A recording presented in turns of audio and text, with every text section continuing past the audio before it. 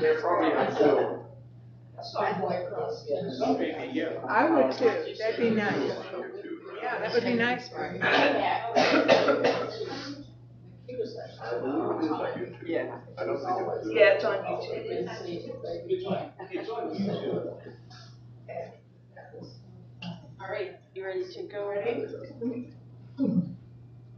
Oh, no, don't go yet. Yeah, right. We got one more minute. Yeah. Well, we have an important person. Gotta wait for you. Jane. Now, why does everyone want to sit up on the left hand? I know, that's what I'm thinking. I'm over here. I got it. I'll be over here. You don't even have to. No, I just feel like just to sit here. Your face, you know, where That's true. It's all about where you perspective. Okay, guys. It's a choir crew, but we're going to the choir. Delighted to have Heather with us this morning, and I was intrigued by the title, Black Women. Really? And that's what they were natives. And so, information about stories from Black women as told by them. Heather, please, thank you. Thank you, Ben, and it's wonderful to be with you all this morning, and I'm actually going to move over and for our YouTube viewers this morning. But before we dig in to what I hope will be an educational and hopefully inspirational time together, let's start in prayer.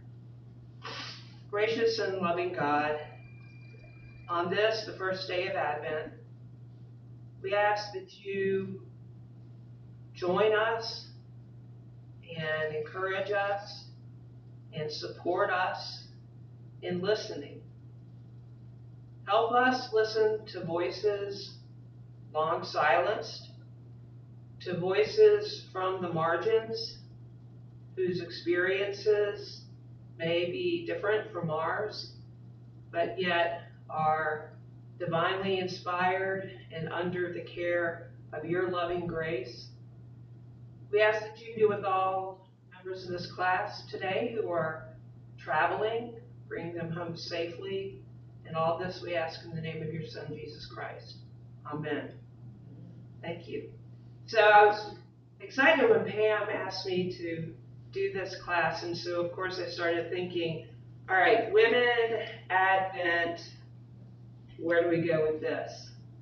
But I had just been finishing up a 6-week series that Peter Henry and I did on Presbyterianism and race. So over the past, Peter and I started talking about that class probably a year ago. And I know for myself, I spent a lot of time this summer digging into archives and doing some primary source type research up in Montreat. Some of you may know that there's a historical society in Montreat, along with one in Philadelphia, that is the repository and archives for a lot of Presbyterian history. So I was able to do a lot of digging and discover things that, even though I went to Princeton Seminary, graduated, earned my MDiv, I discovered voices that I had never heard before. And those were the voices of Black Presbyterians. People like Francis Grimke, Henry Garnett, many others, Black men, primarily at that point in time, who were at the forefront of the abolitionist movements, and Garnett was the first Black person to ever speak in front of Congress about 8 months before the end of the Civil War. So I was learning all of this amazing history that I had never been exposed to, growing up Presbyterian or even in my MDiv. So it was out of that context, I thought, we need to consider the voices of Black women. So I entitled this class, Listen to Black Women, Lessons and Canticles from Elizabeth and Mary in the Gospel of Luke. Another important element about this class is that we are a Matthew 25 congregation, and you all are aware of that. And one of the pillars of being a Matthew 25 congregation is to dismantle structural racism. And I've been asked a lot of times, what does that mean? You know, and that's a very legitimate question, because it seems so kind of abstract and broad. And so what does that really mean? I've come to the conclusion in talking with other folks in our denomination who are doing this work that one important element of dismantling structural racism is doing something called decentering whiteness. Decentering whiteness. So, with that in mind, I want you to think about something. And we have a Presbyterian Christian educator in the room, so she probably has the answers. So, Martha, you can chime in if you like. But this is for like the rest of us. Here's my question to get us started.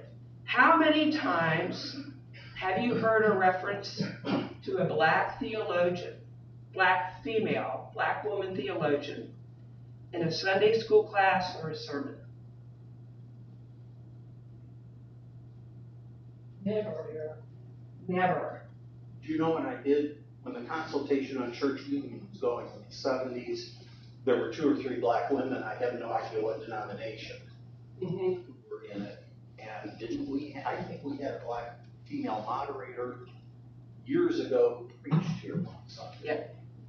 But it was like 25 years ago. Right. So, can we say, Bill, maybe once? The rest of us like goose eggs? Okay. Now, for those of us who are musicians, when we probably start out playing piano, there's something called the 3 Bs. Do you remember the 3 Bs? Bach, Beethoven, Brahms, right? Dead European white guys. But they were the ones, I remember I had a little primer, it's called the 3 Bs, and that was like what I first learned, my music from. But those dead European white guys, Bart, let's do the theological 3 Bs. Bart, Brueggemann, Bonhoeffer. And if I had $1 for every time I heard this guy's name mentioned in a sermon, Buechner. I have nothing against Buechner, good guy, but you see where I'm going with this, is that pretty much all our lives as white Presbyterians, the voices we've heard have been those of European or American white men. And today we're going to flip that a bit. Because let's be clear, Black women have always been theologians, ethicists, preachers, and biblical scholars. Since before the Word became flesh and dwelt among us, and since the dawn of time. So when we think about our own past in this country, there's Ma Elizabeth. You ever heard of Ma Elizabeth? She started preaching in 1801, formerly enslaved woman. Jarena Lee, who was the first African Methodist Episcopalian woman to preach. And these are some more familiar names. Sojourner Truth, Harriet Tubman, Fannie Lou Hamer, just to name a few, who were doing theology in the deepest and most profound ways imaginable under some of the most unimaginably difficult and dehumanizing experiences. Experiences of slavery, Jim Crow, segregation, poverty, physical, emotional, and sexual abuse. So their witness, their resistance, their ability to survive and thrive enabled their daughters to be heard. So in the introduction to the class today, I mentioned a term called womanist theology. How many of you have heard that term before? Womanist theology. Okay, so we're going to focus the first part of the class today on hearing from 3 womanist theologians who are the daughters of people like Sojourner Truth and Jerima Lee. But first, a quick definition of womanist theology. And this comes from one of the womanist theologians we're going to talk about today. Womanist theology is a prophetic voice concerned about the well-being of the entire African American community, male and female, adult and children. Womanist theology attempts to help Black women see, affirm, and have confidence in the importance of their experience and faith for determining the character of the Christian religion and the African American community. Womanist theology challenges all oppressive forces impeding Black women's struggle for survival and for the development of a positive, productive quality of life conducive to women's and families' freedom and well-being. Womanist theology opposes all oppression based on race, sex, class, sexual preference, physical ability, and caste. So that definition was provided to us by a woman named Dolores Williams. And we will talk about Reverend Dr. Dolores Williams a little bit later. But the first womanist theologian I want to introduce you to is Jacqueline Grant. Jacqueline Grant is kind of considered the mother, one of the mothers of womanist theology. And she was born in 1948 in Georgetown, South Carolina. And I'm going to pop a lozenge. I have some talking to do. Jacqueline went to Bennett College. Do y'all know where Bennett is? And then went on to earn her doctoral degree in systematic theology at Union Theological Seminary, the one in New York City. It was at Union Theological Seminary that Grant became a student of James Cone. Now, many of you may have heard of James Cone. James Cone wrote a couple very important books, one, The Cross and the Lynching Tree, and I know some of the classes here in our church have studied that book. And he also wrote a book called Black Liberation Theology. Those 2 books helped form the basis for what we now know as Black theology. Black theology, and it was written from the experience of Black men under the oppressive structures of, living in white supremacy, particularly in the United States with Cone. As a student of James Cone, though, Grant pushed back on Cone a bit. And she said, wait a minute, your analysis, your theology leaves out the experiences of Black women.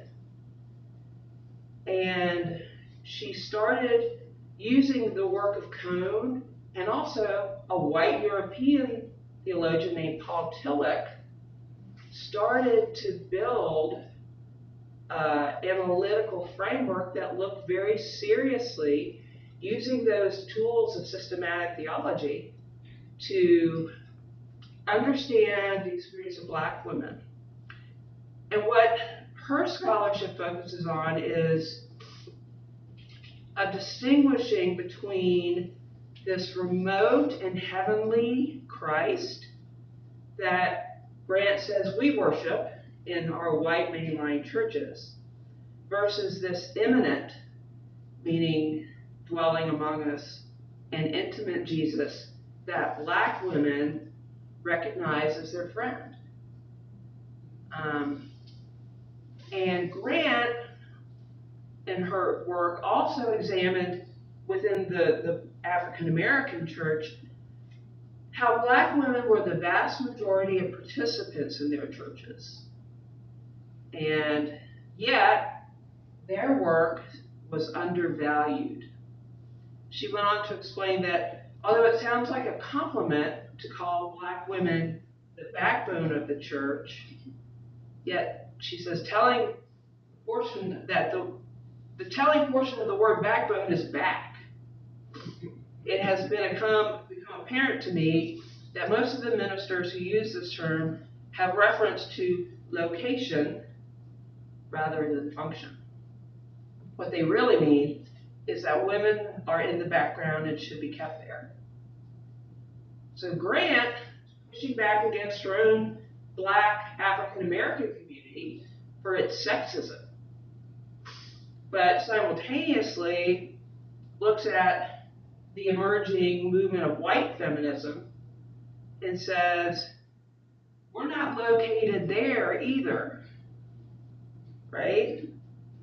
And in her book, she wrote, White Women's Christ and Black Women's Jesus.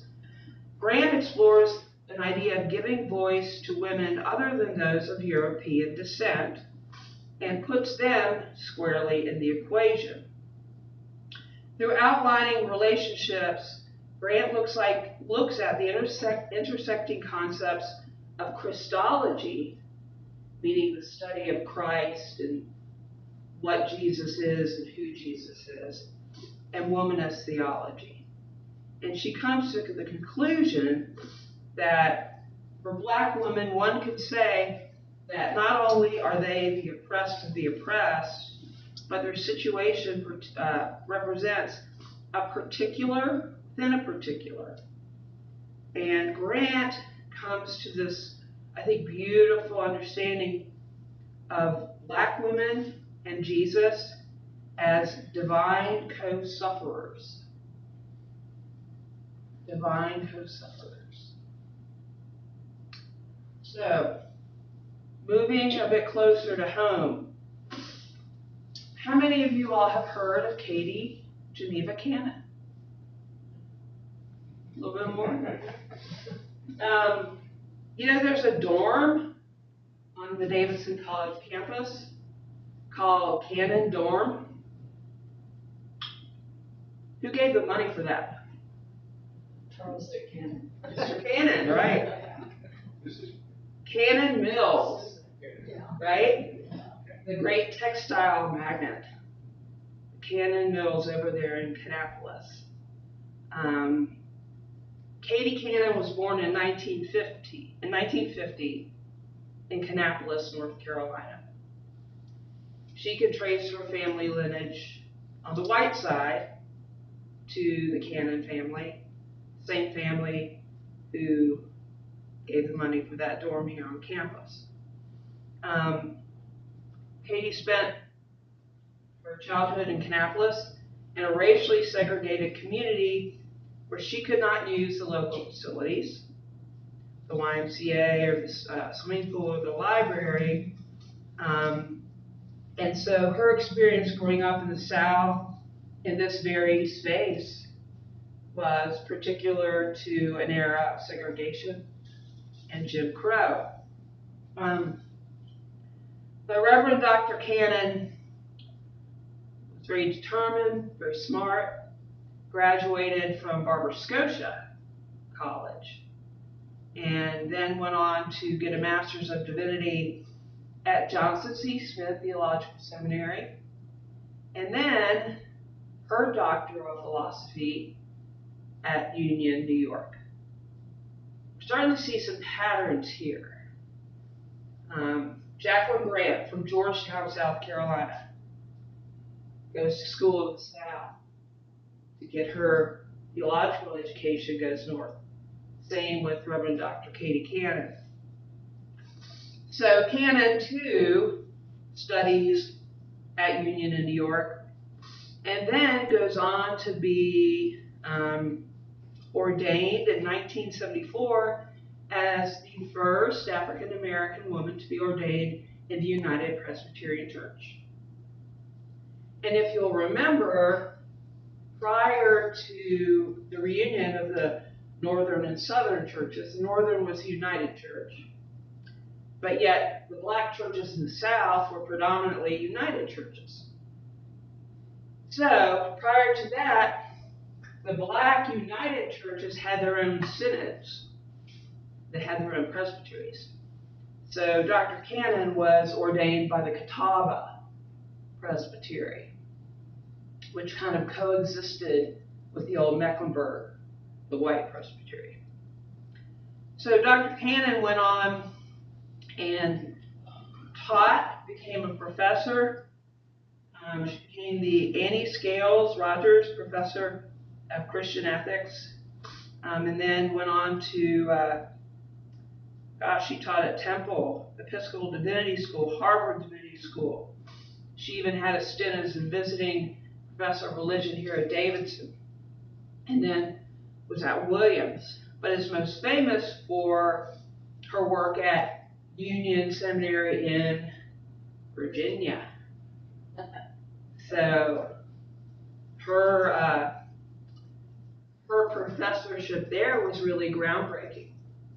And unfortunately, she passed away in 2018, but now Union Seminary has the Center for Womanist Leadership at Union. So Cannon is another mother. Like Grant, Cannon is recognized as a mother of womanist theology, and her emphasis was on black women's embodied knowledge. That black women, because of those generational experiences and having endured oppression, that black women have a particular understanding of the world and a wisdom, if you will, that the rest of us don't have. But yet, because she was trained in the academy, her sharp analytic mind could conceptualize this, drawing upon the strength and vulnerability of black women in their collisions with white supremacy structures. So Dr. Cannon could use the tools of European analytical philosophy and theology to critique the structures that were being used to oppress black women. And she did so by revealing racist patterns in the church, in our church. But she always worked in a way that was historically rooted and centered on the intimate experiences of black women, and always kind of foregrounded that knowledge and creative force that black women bring to the effort of doing theology. Her first full-length book, Black Womanist Ethics, was published in 1988, and she really is credited as being the founder of Womanist Ethics, which is kind of a sub-branch of womanist theology. And I'm going to sit down because I've been sick all week, and so I'm going to just relax a bit. And this is more comfortable that way. So the last womanist theologian I want to mention is, unfortunately, someone who just passed away 10 days ago. And that is Dolores Williams. Dolores Williams is another Presbyterian. So out of our three mothers, we have two Presbyterians. Dr. Williams was born in 1937. So she's the oldest of our three mothers. And she was born in Louisville, Kentucky. So we have 3 Southern women. And guess where she went and got her doctorate? Yeah. And she became, some say that she was the first black woman to get her doctorate in systematic theology, but I couldn't quite corroborate that, but I wouldn't doubt it. But she became the Paul Tillich Professor of Feminist Theology at Union. So she got the professorship named for the white European guy, which is nice. And after her retirement, she became a professor emeritus at Union in New York. Her writings discuss the roles of intersecting oppressions of race, gender, and class, and how they've impacted black women. And her first book, Sisters in the Wilderness, is a fascinating rereading of the story of Hagar. You all remember the story of Hagar, who became the surrogate. And what Williams writes is that in her rereading of the figure of Hagar, Williams illuminates the importance of issues of reproduction and surrogacy in black women's oppression. In particular, she notes the way Hagar's position is related to Sarah in a way that's comparable to the way black women's roles as mothers, both within their own communities and in relation to white women. And Williams argues that the system of slavery forced enslaved mothers into the roles of protecting, providing for, resisting, and liberating for their own loved ones. Yet, many black women were also surrogate mothers in white families. And in my lifetime, I had friends who were pretty much raised by the black women in their homes. So they were forced to produce children for their masters, some sad circumstances, and then also to take care of the master's children. And then after slavery, working as low-wage laborers in the homes of white people. So Williams' analysis of that particular text centers around the experience of women, but in particular black women, and she draws in that historical experience of what it was like to be a black woman and relates that to the biblical text. Another important feature of Williams' work is that she was very interested in interfaith dialogue and talking with feminists and other female theologians in different contexts. And you may have heard the term, some of you, mujeristas. Those are feminist theologians out of a Latin or Hispanic background, mujeristas, womanist in Spanish. So Williams believed that having these dialogues was a way to illuminate the strengths of women who have lived under oppressive structures and have developed survival strategies that have helped them arrive and overcome difficult social and cultural locations. And Williams writes, "We women need to remember, commemorate, and lift up for ourselves and subsequent generations of women the resistance events and ideas that have birthed and kept alive women's rights struggle, to create resistant rituals that can be enacted whenever we meet to share survival strategies, and to plan attacks on the patriarchal and white supremacist mindsets and institutions in American institutional life."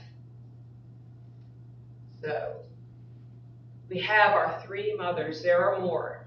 And just for the sake of time, I didn't include Renita Weems, but I want to mention her name. She was the first black woman to earn her PhD in Old Testament biblical studies from my alma mater, Princeton Seminary.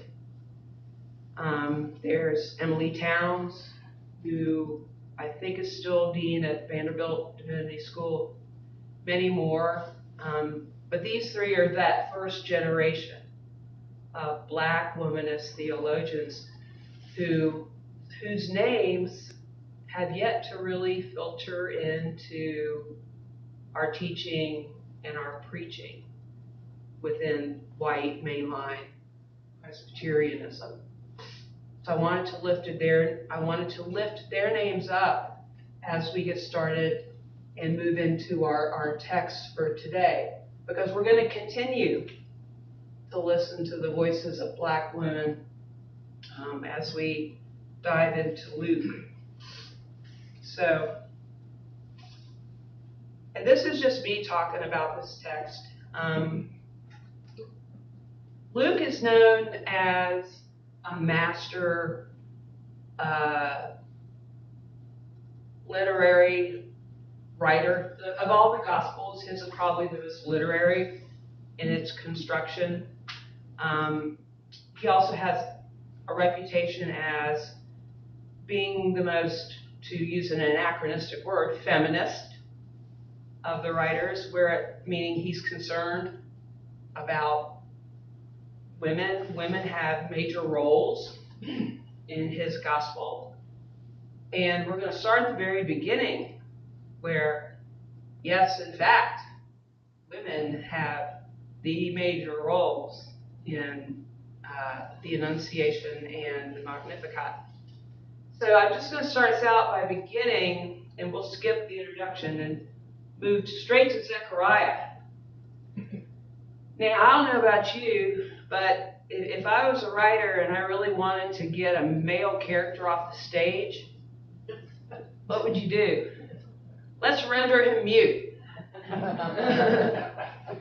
So, the angel Gabriel does what? Appears to Elizabeth's husband, Zechariah. And Zechariah is so afraid. And, he had gone in to do his priestly duties, encounters this angel, which, of course, is scary. But, conveniently, for the rest of our little pericope, is rendered mute. And is decentered from the rest of the story. So, by that fact, we get to listen to two women, right?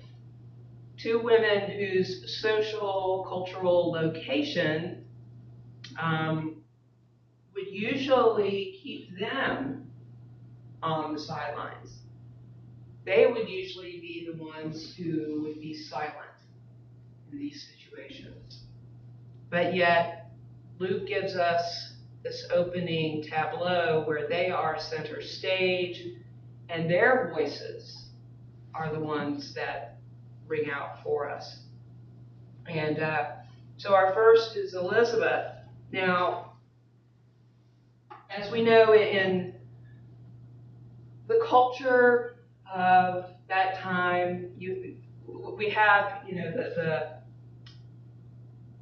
the ethno-religious Jewish culture, which was patriarchal. And a woman's role within that culture was primarily one of procreation and care for the children. We know that, and that's just the way it was. And for Elizabeth, like many other quote-unquote barren women in the biblical text, to have not been able to bring forth children was a source of shame within her community. She had gotten older and older and was never able to bear a child. And as the wife of a priest, there's a lineage. So it wasn't just a personal shame, there was kind of a generational, we have to carry on the generations here. So in important ways, she was a marginalized woman because of her inability to meet a societally demanded role that she played. But through the miracle of God's divine providence and grace, she is now pregnant. And as an older woman being pregnant, she's still probably the subject of some fascination in the community. What happened here? So there's still probably some curiosity going on here. And her song, The Annunciation, we'll look at that probably a little bit later. But I want to move to Mary, because this is where I want the voices of our womanist theologians to come into play. Luke's Mary is not accompanied by Joseph on her journey to go visit her kinfolk, Elizabeth. So again, we have a scene here where Zechariah, rendered mute in fear, is off the stage. And now we have Mary coming in, and her male partner doesn't even go with her. So he's not in the picture either.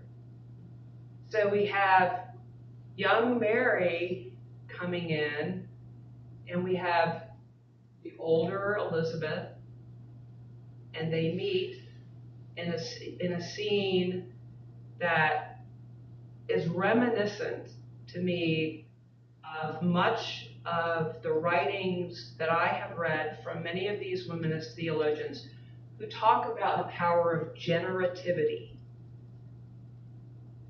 Not procreation in as much as generativity, meaning passing on to generations. It's more of a transmission of wisdom. And that being the role, the central role of that generative, nurturing, passing along, that includes a function of reproduction, of course, but is more than that. And so Mary comes in, and when she does, the baby leaps in Elizabeth's belly. Recognizing in Mary that another kinship, the divine presence of what will become, he is born, baby Jesus. So now Mary was really a marginalized figure, don't you think? To be poor, young, pregnant, not married, betrothed. Luke tells us she was betrothed, but still coming out of not even having the social standing of her kin Elizabeth being married to a priest. Mary definitely had a lot to deal with. But coming to Elizabeth, there was that recognition, that generativity, that nurturing between the older woman and the younger Mary that became so powerful, and that their children, when we think about what their children would go on to do, is pretty amazing. And not unlike what the thoughts of many of maybe of our mothers of womanism and their mothers, their grandmothers thought when they came together to talk about their hopes and dreams for the future of their children. But I want us to really listen to what Black women have to say about these texts, particularly the Magnificat. And I'm going to read that. And the Magnificat, a little bit more of my comment on this. Magnificat is taken from the Song of Hannah. So there's some Old Testament language that Luke brings in to create the Magnificat, which is important to recognize. But we'll read it, and this is Luke 1, beginning Luke 1:46. And Mary said, "My soul magnifies the Lord, and my spirit rejoices in God my Savior.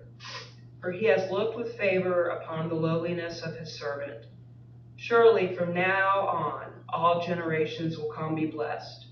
For the Mighty One has done great things for me, and holy is his name. His mercy is for those who fear him from generation to generation. He has shown strength with his arm. He has scattered the proud in the thoughts of his heart. He has brought down the powerful from their thrones and lifted up the lowly. He has filled the hungry with good things and sent the rich away empty. He has helped his servant Israel in remembrance of his mercy, according to the promise he made to our ancestors, to Abraham, to his descendants forever." Magnificat, Mary's song, Mary's canticle. And I would like for us to hear from Reverend Dr. Kelly Brown Douglas. Kelly Brown Douglas is that second generation of womanist theologians. And she's an Episcopal priest. And this is what she has to say about the Magnificat. Mary's sung testimony of the hungry being filled and the rich being sent away empty reflects nothing less than a moral imagination where the world will be set right side up again. And so what does this mean for us to be an Advent people in this time? It means that we must carry forth into the world, as Mary did, a moral imagination. A moral imagination that is grounded in the absolute belief that the world can be and will be made better. It just will. A moral imagination envisions Isaiah's new heaven and earth, where the wolf and the lamb shall feed together, and thus, as Mary sang, the poor and the rich will be made equal. Moral imagination disrupts any notion that the world as it is the world as it should be, or as it ultimately will be. What does that mean for us to be people of Advent in our time? It means that we must carry forth into the world a moral imagination of God's future, and thus to really believe that things are not the way they are, but the way they are going to be, which means we must act accordingly. We must simply put, live into and act upon our moral imagination. The almost, but not yet. So Dr. Douglas points us as Advent people, as we start this journey together, to think about we are not yet there, but there is a there that we can strive to. Another comment on the Magnificat in this particular text is from another Episcopal priest named Wilda Gaffney. Now, Dr. Gaffney has done an amazing work. She has gone through and written comments on, I think, 4 cycles of the entire lectionary, which is unbelievable work. So she's an incredible scholar out of the Episcopal tradition.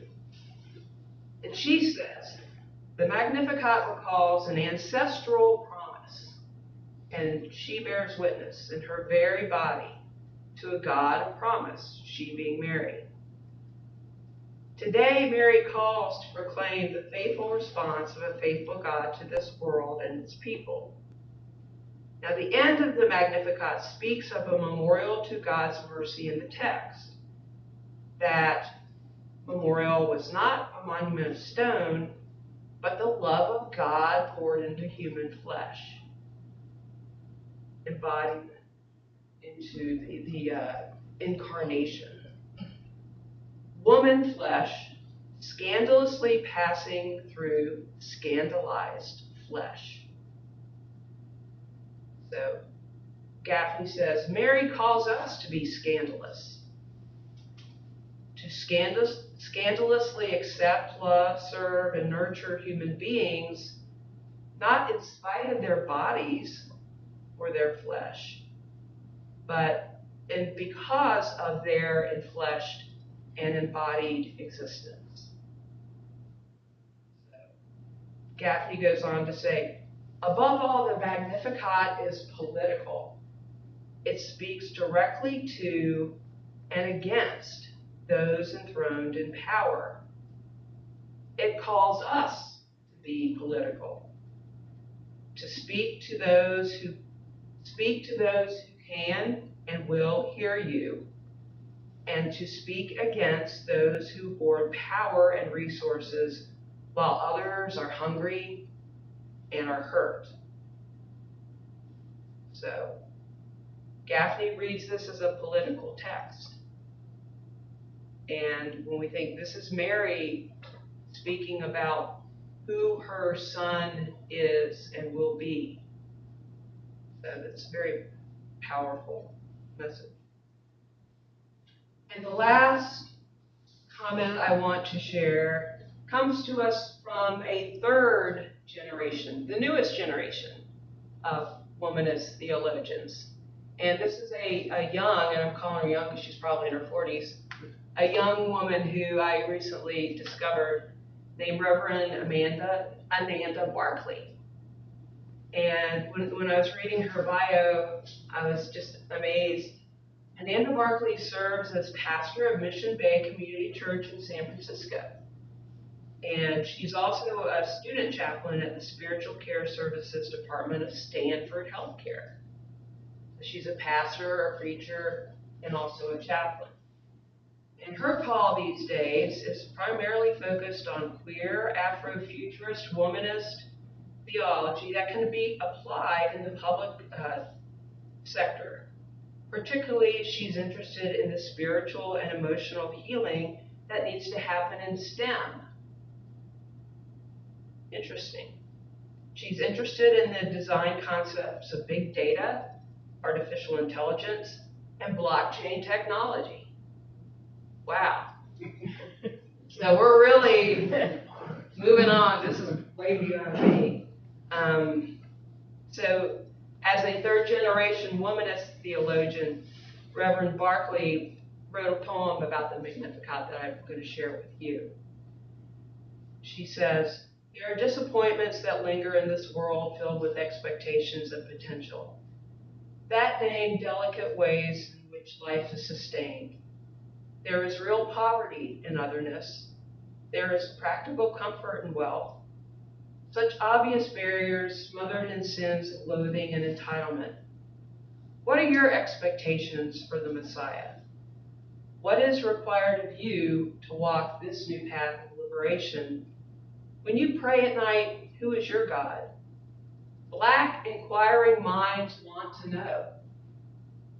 Sincerely, over 1 billion Christians on this planet, who is their God? As fruits from the tree of life are regularly harvested, the great illusion is repeated. We reject paradise given as birthright. Soil, wind. Is our body's name Mary? It is a miracle your throat is not raw, Mary. It is a miracle your praise has not ceased, Mary.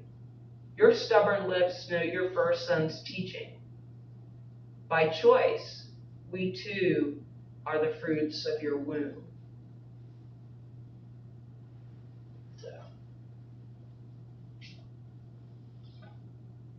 hope is that this is just the beginning of something we start to do on a regular basis at DCPC, which is to listen to Black women. There has always been this temptation, I think, within the white church writ large, to sprinkle a few during Black History Month, right, and call it good.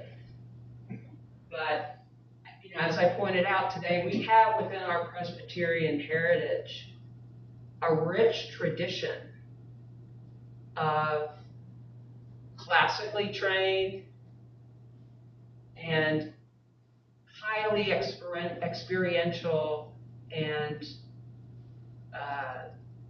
school of hard knocks theology that we can bring to bear in our teaching and in our preaching and our ways of being with one another. So for me, I've taken it upon myself as a personal challenge to try to keep Zechariah out of the picture for a while. Let him stay mute, and maybe tell Joseph, hey, you can stay at home. I'm going to go to that place where Mary and Elizabeth are talking, and I want to hear Reverend Dr. Wilda Gaffney. I want to hear what Reverend Barkley has to say. And just by reading, we can have these conversations with Black women. We can hear them, we can ask them questions, and we can bring them into our common areas and have discussions based upon what we learned from them.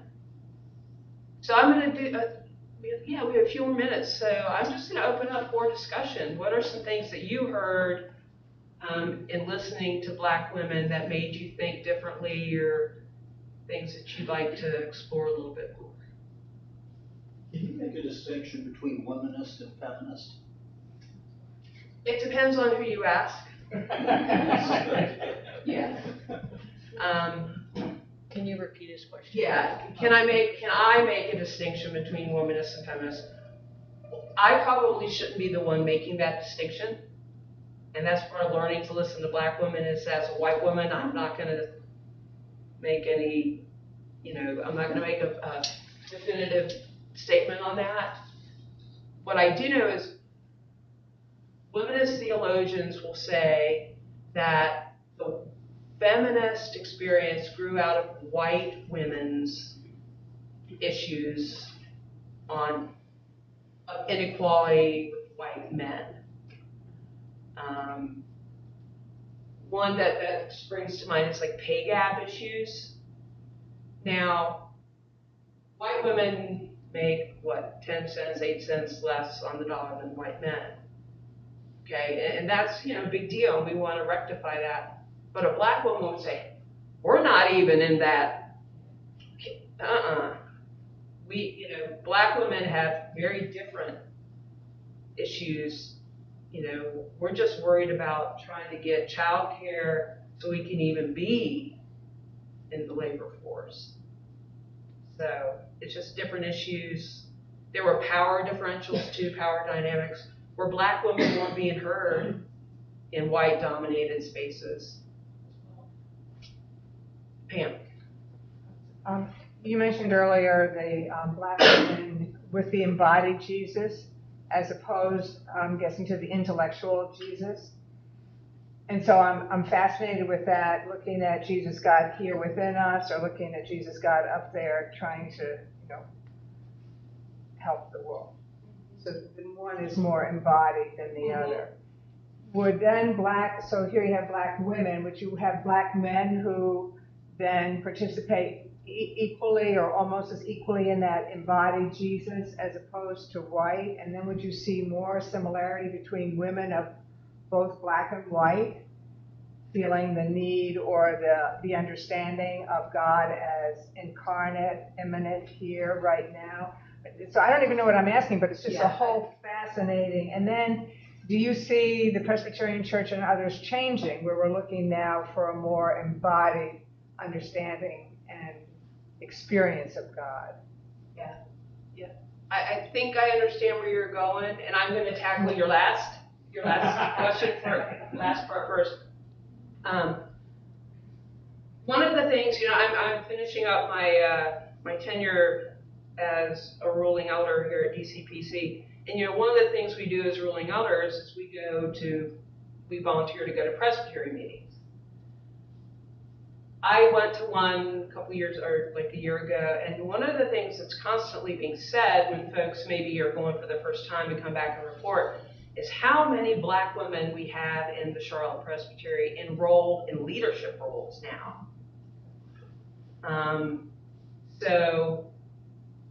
And also the Presbyterian Church USA, Diane Moffat is head of the PMA, Presbyterian Mission. Our state clerk is a black man.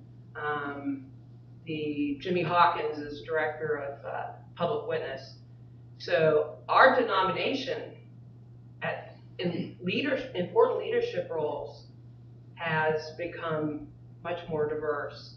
And I think that there has been, at least on a larger, more denominational level, a move toward a more incarnate understanding of Christology, of who Jesus is. Now, the relationship between white feminism and womanism in that vein, and this is just me speaking from my experience, yes, when I was at seminary, we read people like Rita Nakashima Brock, who's an Asian woman theologian, Letty Russell, Rosemary Radford Ruether, and the feminist theologians in general did have more of that incarnate, embodied sense of Jesus. So there's an element of kind of sharing that. But a womanist theologian would probably argue with me that, no, you really don't get it the way we do, which I would say, yes, you're right, because we don't. So who was the woman who was just here over at the Congregation House where she talked, her whole sense of motherhood came from the slave? She was just there. When John Kirkendall was honored, he was part of that whole film. Oh, that was Ruby? Yeah. Yeah, when Carolyn Crowder came for Carolyn Crowder. Yeah, so she said her whole understanding of love and understanding was from the black slave who mothered her. Yeah. So then you had the black slaves mothering their own and then mothering the white family, so it was really... Right, which is what Dolores Williams states unequivocally, that was the experience carried into. At the River is a really good example of how we as white folks, and I was so glad, we had over 100 people show up for that, which is wonderful. And Carolyn's story really resonated with many of us, but I want to remind us that, that story was a story of white men. And something that caught my attention was, and you all know I love John Kirkendall and I love all of the folks in that, but the white men in that story went on to be a college president, and the other one was on his yacht somewhere. And if I were a black person seeing that, I'd be like, my grandfather was lynched. My grandmother, barely escaped poverty. So our white experience, when we center that, it's important to realize, yes, there have been white people that have stood up and done good things, but they could move on and do something else. But, Lacey? I'm curious, in the black church, were women welcomed as leaders in the pulpit? Have they been? Not really. Jarena Lee, who I mentioned at the outset, was a real trailblazer in the AME tradition, and she was one of the first black AME preachers. But generally, and we hear that in Jacqueline Grant's critique, the black church had as much of a problem with patriarchy and misogyny and sexism as the white church at the time did, you know, and depending on the denomination too, it's interesting because, you know, one of the things about our Presbyterian tradition is we require an educated clergy, right? And that means you have to go to seminary to earn your MDiv to become ordained. And that created another hurdle within our denomination for black folks to enter into ordained ministry. So that's, you know, like for Reverend Dr. Katie Cannon in particular, it wasn't until 1974. She was the first black woman ordained in the United Presbyterian Church since 1974. Well, guess what? She probably couldn't have gotten in, you know, to get that classical training necessary for her to, you know, become ordained. So you have these structural barriers that are set in place too. But other denominations didn't really have those, like the Baptist churches, some of them, you didn't have to do that. Jane. Yeah. My gosh. I know, we're running over. We're running But over. that was so worthwhile running over. Thank you. Heather, thank you. Thank you.